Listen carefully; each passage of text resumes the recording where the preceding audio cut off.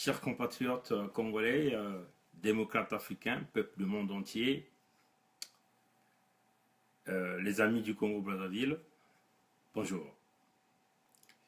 Nous allons donc mener un entretien aujourd'hui dans lequel nous allons évoquer quelques sujets en ce qui concerne le Congo-Brazzaville.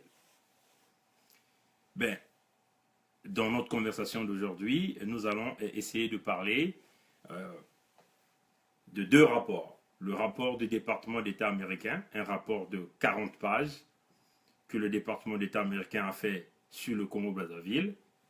Et nous parlerons aussi du rapport du Fonds monétaire international, notamment à propos de leur mission qu'ils venaient de mener au Congo-Brazzaville du 20 février au 8 mars 2017. Et éventuellement, nous allons terminer par un petit message pour essayer de voir le côté occulte que Sassou Nguesso a essayé d'entraîner le Congo-Brazzaville. Les amis du Congo-Brazzaville, comme vous allez le remarquer, la semaine passée, le département d'État américain a fait un rapport très accablant sur le Congo-Brazzaville. Éventuellement, nous savons tous que le département d'État américain a condamné les violations sur les droits de l'homme, la répression, les tortures, les assassinats qui se font au Congo-Brazzaville. Éventuellement, aussi, le département d'État américain a parlé des conditions de justice, c'est-à-dire la justice n'est pas appliquée au Congo-Brazzaville. Nous savons tous que au Congo-Brazzaville, nous avions une certaine justice qui est la justice qui travaille pour essayer d'aménager ceux qui sont du côté du pouvoir, qu'ils ont usurpé au niveau du peuple congolais.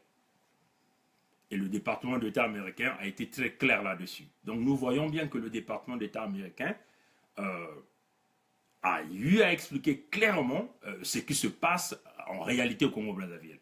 Donc éventuellement, le génocide que nous avons annoncé, même s'ils ne veulent pas le dire d'une manière claire qu'au Congo-Brazzaville, il y a un génocide qui est en cours, mais néanmoins, ils essaient de l'expliquer en utilisant d'autres termes et d'autres expressions pour essayer de faire comprendre à tous ceux qui sont comme les anges de la paix au travers du monde entier pour essayer de regarder la situation qui se passe au Congo-Brazzaville.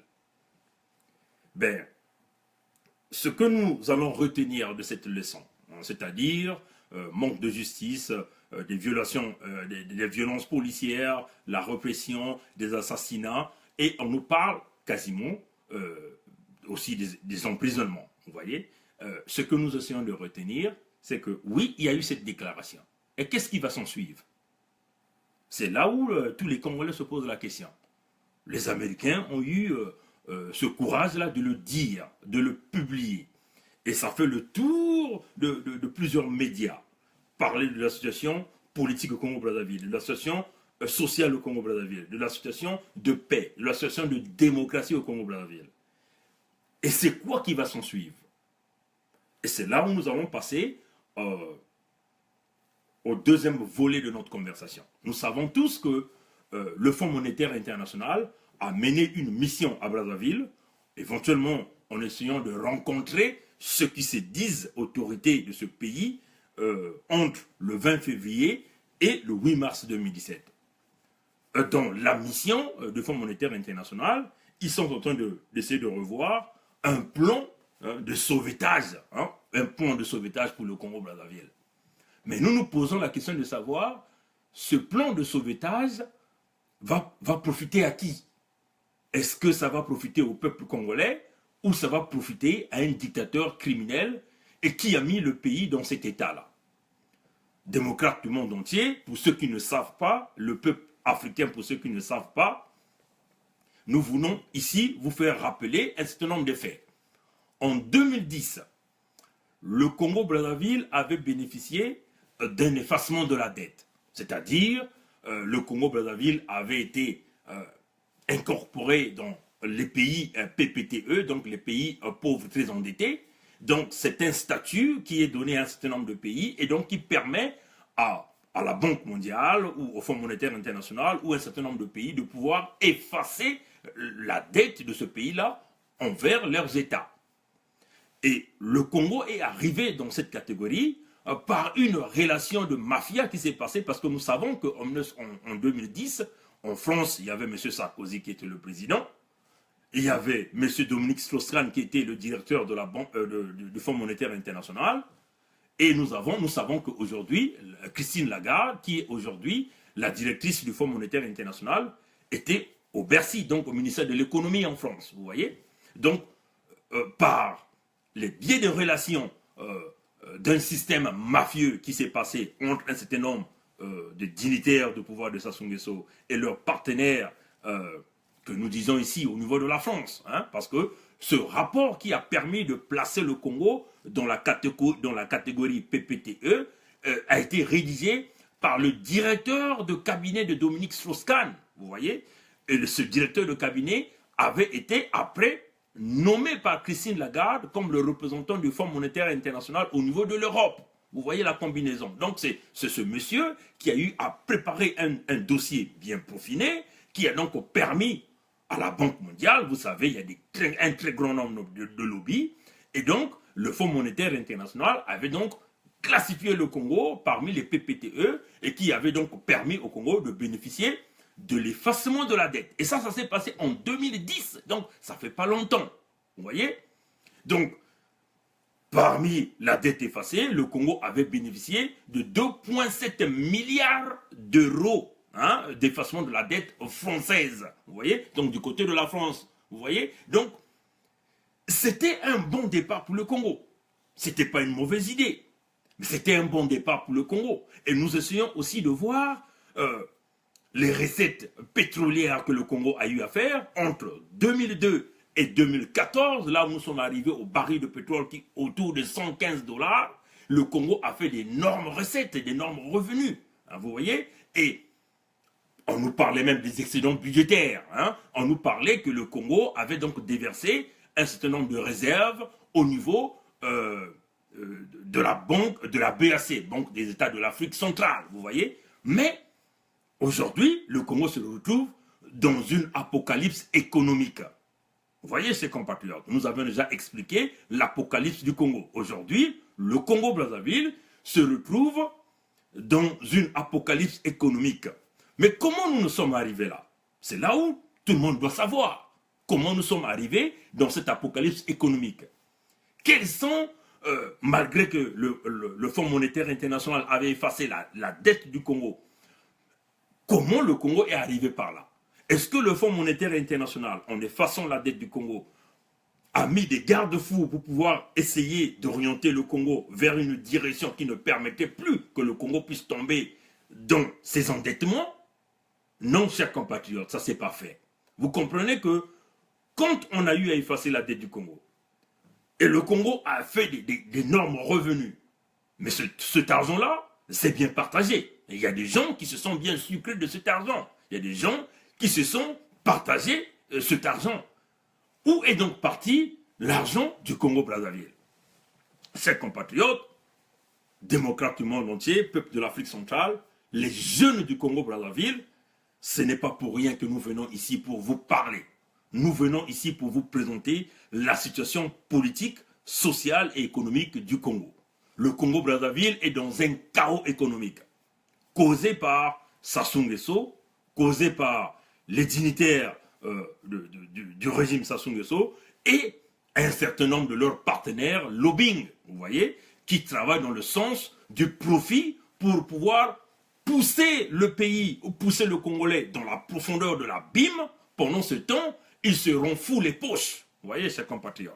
Donc, malgré que le Congo a eu à bénéficier de l'effacement de la dette, mais qu'est-ce que nous avions remarqué?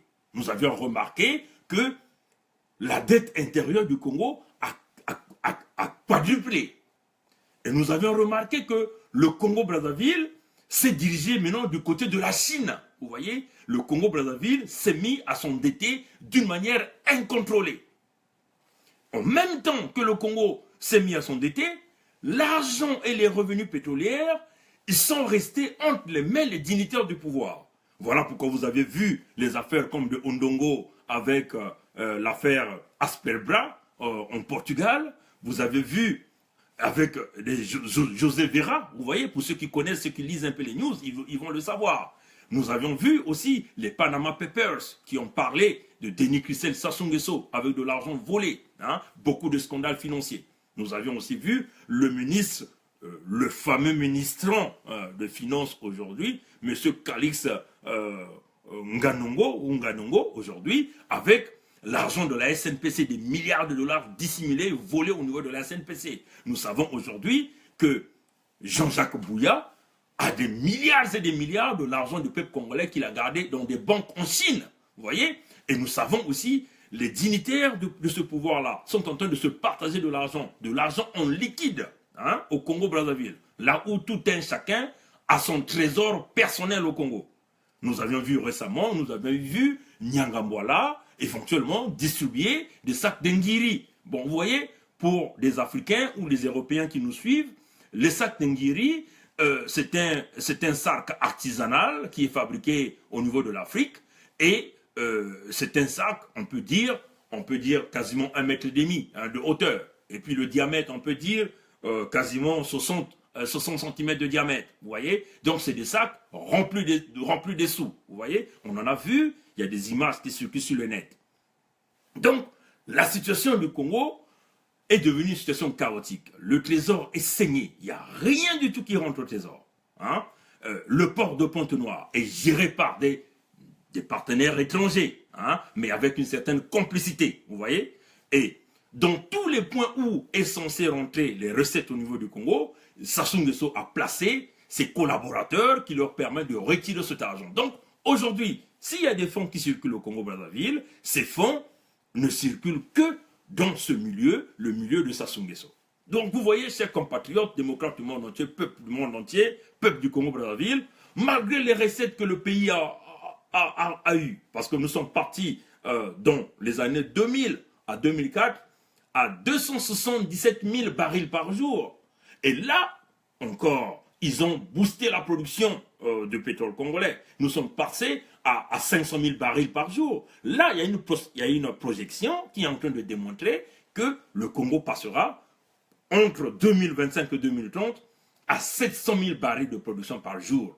Mais toute cette production est hypothéquée parce que le Congo est rentré dans une droiture d'endettement avec la Chine, hein, notamment au travers un certain nombre de projets qu'eux, ils vous ont spécifiés au Congo, de municipalisation accélérée, mais en fin de compte, c'est des projets qui permettent de racketter et de piller le Congo. Vous voyez, chers compatriotes. Donc, c'est toutes ces conditions-là qui a emmené le Congo dans le goulot d'étranglement que nous nous retrouvons aujourd'hui. L'apocalypse économique. Nous avions annoncé l'apocalypse économique au niveau de Pointe-Noire. Plusieurs compagnies ont fermé. Les Congolais sont, on peut dire 99% de Congolais sont en chômage. Aujourd'hui, l'État congolais est incapable de payer les salaires, les bourses, les pensions, ainsi de suite. Le gouvernement du Congo-Brazzaville, l'État congolais, est incapable de payer les dettes. On nous rapporte que l'endettement du Congo a dépassé les 77% de notre PIB. Alors ce qui est recommandé, la limite, c'est autour de 70%. Vous voyez? Donc nous sommes partis au-delà des 70% de taux d'endettement pour le Congo-Brazzaville. Donc pour ceux qui ne connaissent pas un peu les indices économiques, c'est une façon juste de vous démontrer que quand vous dépassez les 70, aucun pays ne peut vous emprunter de l'argent. Quand vous dépassez ce taux-là, si vous voulez aller s'emprunter ou aller s'endetter, on va vous donner de l'argent avec des taux très élevés. Et ça serait difficile que le pays revienne à la normale. Vous voyez, chers compatriotes. Donc, d'une manière générale, pour englober cette partie, on peut dire que le mauvais élève, c'est Sassou Nguesso. Sassou Nguesso n'a jamais été un bon gestionnaire. Sassou Nguesso ne connaît que voler.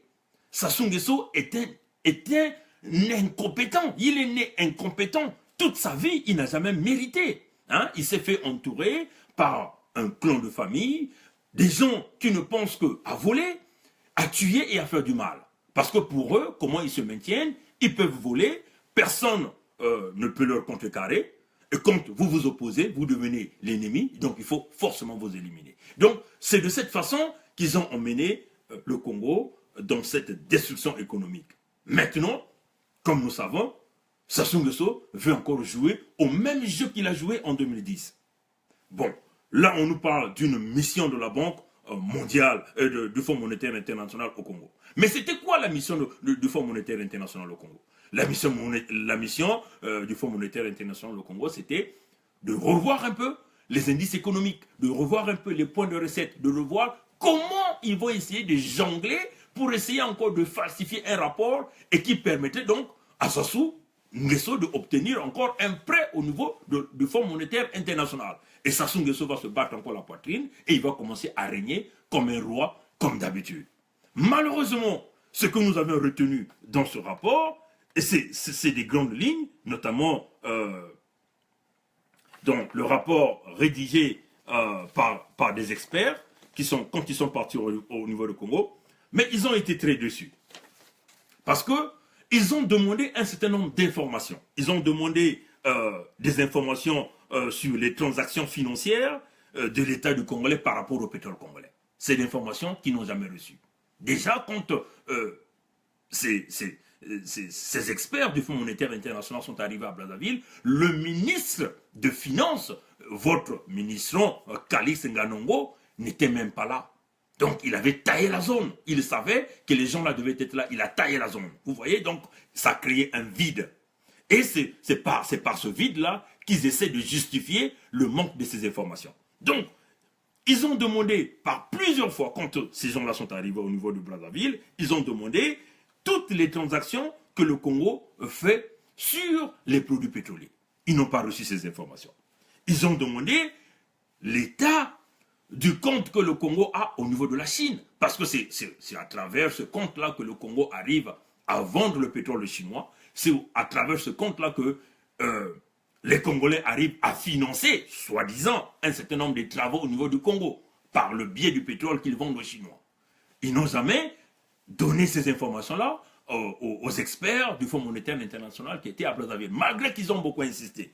Aussi, ils ont essayé de demander le bilan financier de la SNPC, de la Société nationale de pétrole du Congo. Nous savons que la SNPC a deux parties. Il y a la partie gouvernementale, qui est gérée par le ministre des Mines et de l'Énergie, par le biais du ministre des Finances, et aussi la partie gestion, la partie vente, qui est gérée par Christelle Sassou Nguesso. Vous voyez? Donc, l'état financier de la SNPC, en réalité, c'est Kiki qui gère la partie vente. Donc, nous savons tous les scandales qui se passent au niveau de la Société nationale de pétrole du Congo, notamment par le biais de Kiki, qui est en train de tout voler. D'ailleurs, les Panama Papers ont témoigné tous les scandales financiers qui se font au niveau de Kiki Sassou Nguesso. Donc, les experts étaient incapables d'obtenir ce genre d'informations. Mettons à la place, quand les experts ont quitté le Congo le 8 mars 2017, donc ça fait pas longtemps, vous voyez, le Congo est sorti avec un rapport. Vous voyez, le rapport que le Congo est sorti, pour ceux qui lisent, ils peuvent aller sur le net, ce rapport existe. Vous verrez que le Congolais a avancé des chiffres falsifiés pour essayer d'aménager les conditions économiques qui lidéraient donc le Congo au travers d'un prêt auprès de la Banque mondiale ou auprès du Fonds monétaire international. Vous voyez, chers compatriotes. Donc encore, les mêmes techniques et les stratégies qu'ils ont utilisées en 2010 par le biais d'un certain nombre de lobbying français qui avaient permis au Congo d'obtenir l'effacement de la dette, les mêmes techniques sont encore revenues pour essayer de ressortir Sassou de cette difficulté. Bon, mais non, c'est là où nous posons plusieurs questions. La responsabilité du Fonds monétaire international, elle est très grande. Le Fonds monétaire international, normalement, donc, quand vous allez lire les statuts du Fonds monétaire international, vous vous rendez compte que les plans de restructuration, quand le Fonds monétaire arrive avec un plan de redressement économique, ce plan doit être accompagné des sanctions économiques. Mais qui va être sanctionné? Éventuellement, ceux qui ont géré les richesses du Congo. Donc, notamment, ces leaders-là. Mais nous avions remarqué qu'en 2010, quand il y a eu l'effacement de la dette, il n'y a jamais eu de sanctions. Sassou Nguesso n'avait jamais été sanctionné. Vous voyez? Là, nous sommes maintenant en 2017. Ils veulent encore revenir avec le même plan de redressement, mais sans pourtant qu'il y ait sanctions. Donc nous nous disons, dans ce cas-là, en ce moment-là, le Fonds monétaire international perd le côté responsabilité qu'il a, mais par contre, il veut encourager les tricheurs à continuer à tricher, les voleurs de continuer à voler, les assassins de continuer à voler. Nous savons que le plan de redressement économique vient avec un certain nombre de garanties de démocratie et de paix, vient avec un certain nombre de garanties sur l'unité nationale. Mais dans notre cas du Congo-Brazzaville, nous avions une répression qui est mise en place, nous avions une dictature ancrée, et d'ailleurs le rapport d'État américain le témoigne, le rapport de Amnesty International le témoigne, le rapport de plusieurs indépendants, plusieurs médias internationaux le témoignent. Mais comment le Fonds monétaire international peuvent-ils venir avec un plan de redressement économique? Alors là, la question doit être posée à Mme Christine Lagarde. C'est quoi ses intentions en voulant aller donner de l'argent à un homme qui est en train de bafouer les notions de démocratie, les notions de droits de l'homme, les notions de paix? Comment le Fonds monétaire international va-t-il arriver à redresser un pays sans pourtant procéder à des sanctions pour ceux qui ont déjà dirigé ce pays-là? Donc en ce moment-là, nous dirons que le Fonds monétaire international est là pour encourager la criminalité. Parce qu'au Congo, nous avions un voyou qui est dans la criminalité financière, et qui est dans la criminalité économique, qui est dans la criminalité du sang, si vous voyez. Donc c'est un peu dans ce côté que nous avions pensé essayer de ramener notre réflexion. Nous pensons que nous devons interpeller des grands pays comme le Canada, comme nous savons que quand il y a eu la crise économique, là où toutes les banques du monde se sont effondrées, l'unique pays qui a résisté à l'effondrement de ce système économique, c'est bien le Canada. Nous demandons donc que le Canada puisse utiliser son veto, malgré qu'un certain nombre de lobbies mafieux veulent encore essayer d'aller essayer de sortir Sassou dans ce goulot d'étranglement. L'homme qui a volé, l'homme qui a bénéficié d'abord de tout au Congo, il a bénéficié d'un effacement de la dette, il a fait d'énormes recettes économiques, il a même créé un fonds de réserve, là où il a appelé l'argent des générations futures. Mais en fin de compte, ce n'était qu'une arnaque, tout l'argent a été balayé, a été volé. Et donc, nous demandons aux grands pays, comme le Canada, d'utiliser leur veto au niveau du Fonds monétaire international. Nous demandons aux grands pays comme l'Angleterre d'utiliser leur veto au niveau du Fonds monétaire international. Nous demandons à tous les banquiers, et notamment à Goldman Sachs. Nous savons tous que Goldman Sachs, c'est la banque qui dirige le monde entier. C'est la banque qui dirige les finances du monde entier. Nous invitons les leaders de cette banque-là d'utiliser leur veto, d'empêcher cette mafia entre un certain nombre de collaborateurs de certains pays qui veulent aller ressortir Sassou dans ce goulot d'étranglement qu'il a créé lui-même afin de tirer un certain nombre de profits. Parce qu'il faut le dire que tous ceux qui vont donc aider Sassou dans ce système-là, de créer des faux rapports pour que Sassou puisse bénéficier d'un soutien financier, ils ne vont pas sortir de là avec des mains vides. Ils sortent de là avec des nguiris, bourrés des nguiris. Vous voyez, ces compatriotes démocrates du monde, des peuples du monde entier. Donc, nous demandons ici aux économistes mondiaux que nous ne pouvons pas continuer à voir ce qui se passe en Afrique. Aujourd'hui, l'Afrique francophone est prise comme un peu dans un étau. Vous aviez des vieux dictateurs qui n'ont aucune vision. Tout ce qu'ils savent, c'est voler. Ils veulent se maintenir au pouvoir.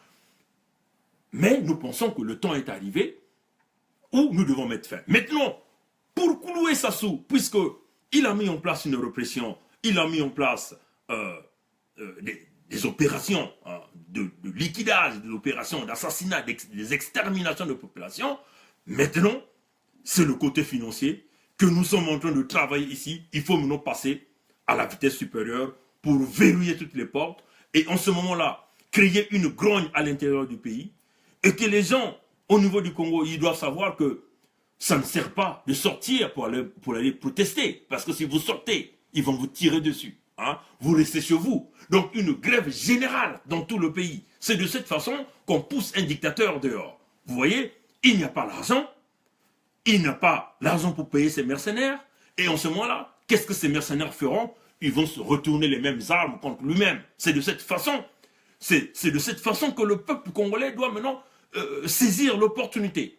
En même temps, nous demandons tous les Congolais partout où ils sont de passer les coups de fil à vos leaders, c'est-à-dire pour ceux qui vivent en Occident, appelez vos députés, expliquez la situation du Congo-Brazzaville, appelez les gouvernements dans lesquels vous êtes en train de vivre pour expliquer encore la situation du Congo-Brazzaville. Nous devrons tout faire pour empêcher que le Fonds monétaire international puisse accorder encore un prêt à Sassou Nguesso. Parce que le prêt accordé à Sassou Nguesso va être utilisé pour acheter des armes. Et les armes, il va encore les retourner contre les populations, comme l'a décrit le rapport d'État américain. Donc, l'argent qu'on va donner aux Congolais, à Sassou Nguesso, ça ne sera pas l'argent pour faire vivre l'État, mais ça sera de l'argent pour faire vivre une poignée d'individus. Ça sera de l'argent pour faire vivre un petit groupe de gangsters. Hein? Et nous devons empêcher que cela n'arrive. Donc, prenez les coups de fil, appelez même les départements d'État américains, que le président Trump puisse comprendre que no bailout for a dictator, for the guy who already get a ton of money in 2010. He get the Congo debt was wiped out. But this guy got a ton of money. He couldn't use this money on the right way. The only thing he did, he steal all the money and he's putting the whole country in a big hole. And now he wants a second bailout. No, this cannot happen. We are asking here to President Trump, please use your power to stop this. We don't want that the Congo can get bailout by the big bank. We don't want this happen again. Vous voyez? Donc c'est un peu ça le grand message que nous voulons faire passer. Un petit message rapidement en anglais pour faire passer que nous puissions bloquer tout état de finances qu'on veut vouloir donner à Sassou. Parce que donner de l'argent à Sassou Nguesso, c'est lui donner des munitions, c'est lui permettre de continuer de s'acheter des armes qui va continuer à retourner contre le peuple du pôle, les démocrates congolais, si vous voulez. Voilà. Donc, nous devons tout faire pour que cela n'arrive pas. Maintenant, pour la Banque mondiale, c'est votre responsabilité. La Banque mondiale ne peut pas être là à encourager la criminalité. Hein, parce que là, nous avions en face de nous des hommes qui bafouent les notions de droit, les notions de démocratie, les notions économiques. Hein, parce que vous les avez aidés plusieurs fois, mais l'argent se retrouve dans leurs poches, dans les poches de leurs parents. Le pays n'avance pas, le pays ne fait que continuer à s'enfoncer. Donc nous pensons que c'est l'apocalypse économique. C'est le seul moyen que nous avons. C'est l'unique arme que nous, les citoyens ordinaires, nous avons pour pouvoir dégager un dictateur du pouvoir. Voilà pourquoi nous devons utiliser ce moyen de pression comme notre unique et ultime possibilité pour dégager le système Sassou, le système PCT au pouvoir au Congo-Brazzaville. Voilà un peu ce que je tenais à dire sur ce point. Maintenant, je vais passer rapidement sur le côté occulte de ce combat. Démocrates africains, peuple du monde entier, nous avons face à un homme qui a fait quasiment plus de 48 ans de pouvoir, malgré qu'il n'a pas été président pendant 48 ans, mais l'homme est resté dans le rouage du pouvoir, ça fait plusieurs années. À cela s'ajoute le pouvoir occulte. Vous voyez, le projet de municipalisation accélérée, c'est juste un outil qu'on a utilisé. Hein? Mais en réalité, il y a le côté occulte de la municipalisation accélérée qui se cache. Le côté occulte consiste à ouvrir les portes de pays aux forces maléfiques. Pour ceux qui ont le troisième œil, ils peuvent comprendre. Pour ceux qui lisent, ils peuvent comprendre de quoi nous parlons ici. Donc l'homme a déplacé le Congo sur une dimension. Vous voyez? Mais cette dimension-là permet de neutraliser, si vous voulez, ceux qui ont un peu la vision. le plan de municipalisation accélérée a un côté occulte. Ce plan-là a été dirigé et dessiné par celui qui est actuellement le ministre des Affaires étrangères. À l'époque, il était le ministre de la Culture. Donc, les stèles qu'on a installées à Brazzaville, au rond-point de Mungali, au rond-point de Mikalo, un peu vers Makelekele, c'est des boulevards. Hein? Pour ceux qui ont l'œil, ils vont comprendre de quoi je parle. C'est des boulevards qui reçoivent de l'énergie. Ces endroits-là sont des endroits stratégiques. Quand vous arrivez à contrôler les forces énergétiques de ces milieux, vous maintenez la ville. Vous avez le contrôle de la ville. Donc c'est de cette façon, Sassou essaie de contrôler. Là où il a installé tous ces effigies, ça lui permet de retenir de l'énergie et ça lui permet aussi comme un point de sacrifice. Et ça ne s'est pas arrêté seulement au niveau de Brazzaville. Ça a continué. Toutefois que Sassou arrivait dans un département quelque part, Sassou arrivait toujours un vendredi. Pour ceux qui ont la connaissance, ils vont comprendre que le vendredi est une journée qui permet d'ouvrir les portes. Des portes spirituelles. Des portes sur le monde 3e degré. Vous voyez? Et les portes se referment le dimanche. Vous voyez? Donc, Sassou, toutefois qu'il arrive à un endroit, il est reçu par les sages de ces villages. Les dignitaires de ces villages. Les dignitaires le reçoivent. Et toutes les fois qu'il arrive dans un endroit, autour de 3 heures du matin, ils font des rituels à ces endroits avec les dignitaires de ces villages-là. C'est comme un peu la clé de cette ville que ce dignitaire du village transmet à Sassou. Et c'est comme ça que Sassou est en train de contrôler chaque localité. Vous allez remarquer dans ces projets de municipalisation accélérée, tout ce qu'il a eu à construire, c'est un palais présidentiel, une route. Pour ceux qui ont des yeux, ils vont comprendre de quoi je dis, de quoi je parle. Maintenant, comment allons-nous regagner ces choses-là? Nous demandons à tous les Congolais de lever leur dimension de combat. Vous voyez? Nous ne devons plus faire ce combat dans une seule dimension. Il faut élever la dimension. Vous voyez?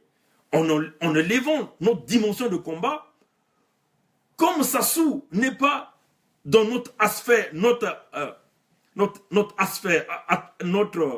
vous voyez, on peut le dire l'asphère, hein, dans notre asphère, il ne pourra pas nous atteindre. Vous voyez, si nous arrivons à élever le combat dans cette dimension supérieure, en ce moment-là, nous allons faire revenir les titans protecteurs du peuple congolais. Vous voyez?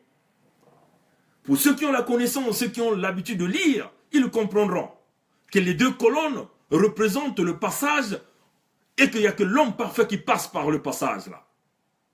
Et que c'est l'homme parfait qui est debout, qui passe par le passage, qui est capable de recevoir l'énergie, de communiquer avec le grand maître de l'univers. Et c'est en ce moment-là que nous devons nous mettre dans cette dimension.